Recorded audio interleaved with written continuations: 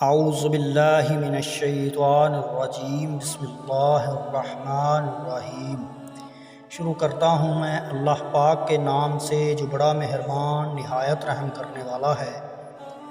محمد مصطفیٰ صلی اللہ علیہ وآلہ وسلم پر لاکھوں کروڑوں درود و سلام۔ ایک خوشل خان آدمی سارنگی بجایا کرتا تھا۔ اس کی آواز پر مرد و عورت بچے بھی قربان تھے۔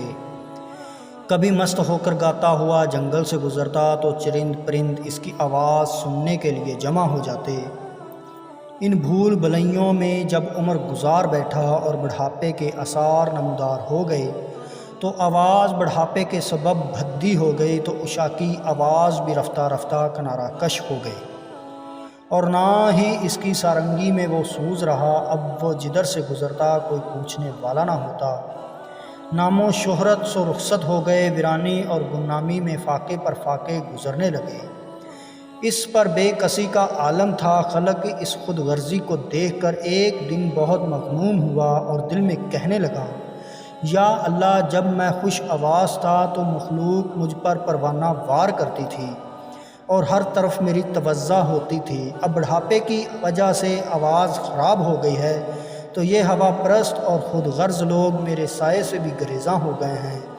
ہائے ایسی میری بے وفا مخلوق سے میں نے دل لگایا، تعلق کس درجہ پرفریب تھا، کاش میرا آپ کی طرف رجوع ہوا ہوتا، اپنے شب و روز تیری ہی یاد میں گزارتا اور تجھی سے ہی امیدیں وابستہ رکھتا تو آج یہ دن نہ دیکھتا۔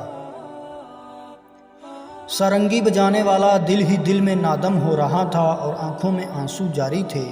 اس نے ایک آہ بری اور خلق خدا سے منہ موڑ کر دیوانہ وار مدینہ منورہ کے قبرستان کی طرف روانہ ہو گیا اور ایک پرانے غار نما گڑھے میں جا بیٹھا۔ روتے ہوئے اس نے عرض کیا، اے اللہ، آج میں تیرا مہمان ہوں، ساری مخلوق نے مجھے چھوڑ دیا ہے، تو اب بجز تیری بارگاہ کے میرے لیے کوئی پناہ گاہ نہیں۔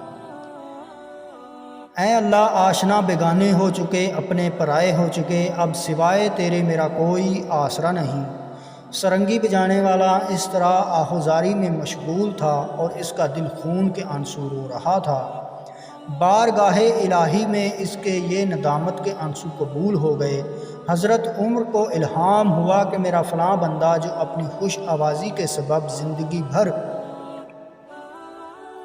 مخلوق میں مقبول و محبوب رہا اور اب بے وجہ آواز خراب ہو جانے سے ساری خلقت نے اس سے چھوڑ دیا ہے، اس کی یہ ناکامی میری طرف رجوع کا سبب بن گئی ہے۔ اس کے پاس جا کر اس کی ضرورت کو پورا کریں۔ ہم نے اپنے فضل کو اس کے لیے خاص کر دیا ہے، اب اسے مخلوق کے سامنے ہاتھ پھیلانے کی ضرورت نہیں۔ حضرت عمر فوراً اٹھے اور ضرورت کا سامان لے کر اس کی طرف چل دیے۔ قبرستان کے نزدیک شکستہ غار نما گھڑے میں ایک بزرگ انہیں سوئے ہوئے نظر آئے، جن کا چہرہ اور داڑھی آنسوؤں سے تر تھی۔ اسی اشک ندامت سے ان کو یہ مقام ملا تھا۔ سارنگی بجانے والا بوڑھا کب خاص اور مقبول ہو سکتا تھا؟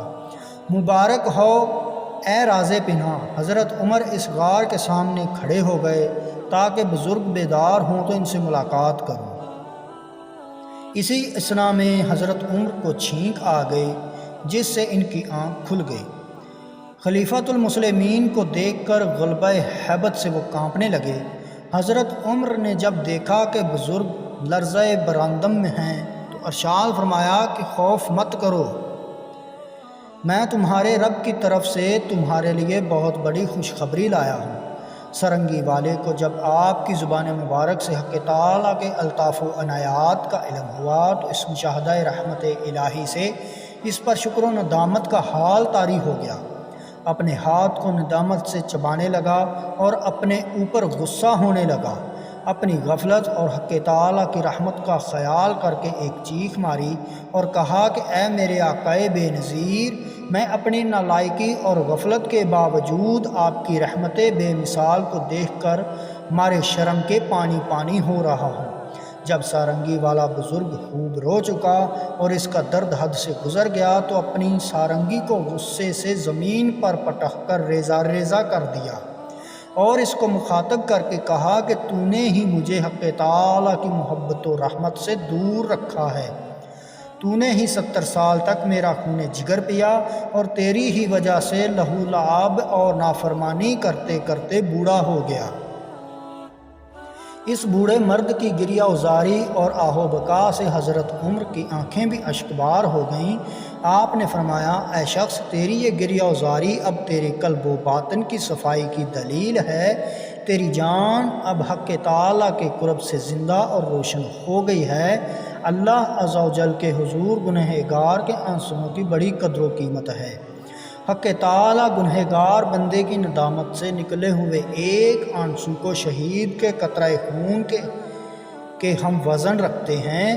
حضرت عمر کی صحبت مبارک کے فیض سے اسے نئی زندگی ملی اور ندامت کے آنسوؤں کے سبب اللہ تعالیٰ نے اس پر اپنا فضل فرما دیا۔